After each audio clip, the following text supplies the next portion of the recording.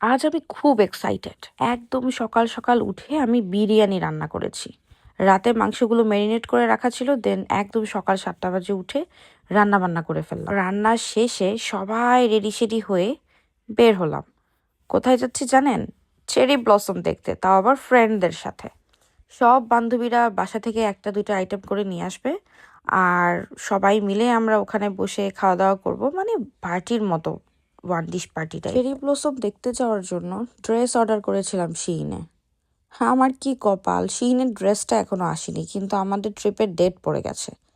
তো কি আর করা, আমি আগের একটা যেই ব্ল্যাক ড্রেসটা আমি পরেছিলাম মামার বাসার দাওয়াতে, সেটা পরেই রওনা দিলাম।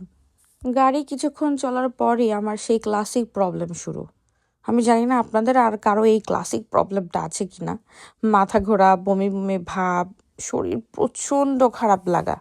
প্রতিবারের মতো এবারও আমি ডায়লগ দিলাম, এটাই আমার লাস্ট ট্রিপ, আমি আর দূরে কোথাও যাব না।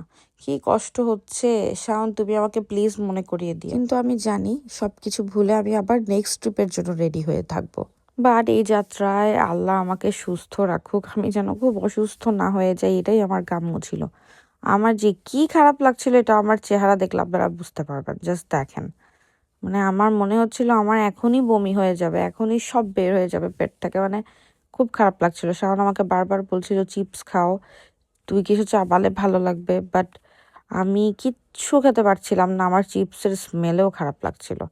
কিন্তু দেখেন, আমি সেই জায়গাটায় পৌঁছানোর পর হঠাৎ করে এক লাফে আমার মনটা ভালো হয়ে গেল, আমার শরীরটা ভালো হয়ে গেল। জায়গাটা এত সুন্দর, মাশাল্লাহ। এই লোকেশনটাতে পার্কিং পাওয়া নাকি টাফ, তো তবু আমাদের তেমন কষ্ট হয়নি। আমরা যেতে যেতে যাওয়ার পথেই আমরা সুন্দর একদম পার্কের সামনেই পার্কিং পেয়েছি। বাকি টিম আসতে আরো 1-1.5 ঘন্টা লাগবে, ওরা যথেষ্ট দূরে আছে।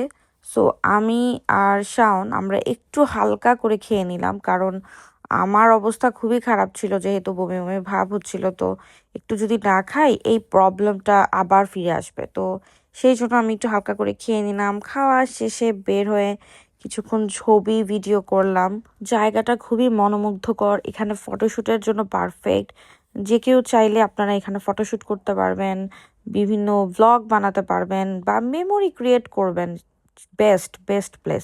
আমি এই জায়গা সম্পর্কে ডিটেলস একটা ভ্লগ বা রিলস আমি অবশ্যই আপলোড করব, যদি আপনারা দেখতে চান। না দেখতে চাইলে আপলোড করব না। এখন এসেছে আমার বান্ধবীরা, আমি জাস্ট ওদেরকে দেখে আমি ওভার এক্সাইটেড হয়ে গিয়েছিলাম, মানে আমার এক্সাইটমেন্ট ওভারলোড। আমার এই বান্ধবীদেরকে অনেকেই আপনারা চিনতে পারেন, সো যারা যারা চিনেছেন অবশ্যই কমেন্ট করে জানাবেন।